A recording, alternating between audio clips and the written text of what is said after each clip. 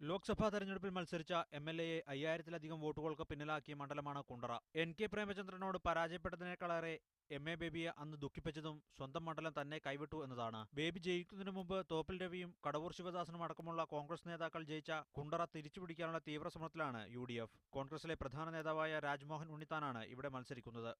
ഈ 7 പഞ്ചായത്തിൽ പര്യടനം പൂർത്തിയായതോടുകൂടി എൻ്റെ ആത്മവിശ്വാസം 10 മടങ്ങ് വർദ്ധിച്ചിരിക്കുകയാണ്.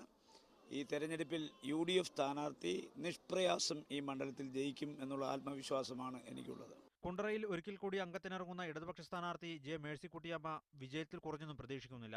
10,000-ലധികം വരുന്ന കശുവണ്ടി തൊഴിലാളി കുടുംബങ്ങളുടെ പിന്തുണയിലാണ് LDFന്റെ പ്രതീക്ഷ.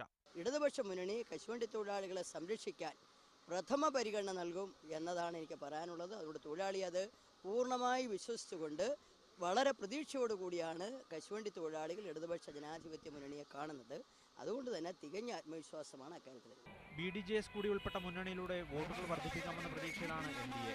BJPയുടെ MS ശ്യാംകുമാറാണ് NDA സ്ഥാനാർത്ഥി. ക്യാമറ പേഴ്സൺ അരുൺ മോഹനൊപ്പം ശ്യാമാർ ബാബു, മീഡിയ 1 കൊല്ലം.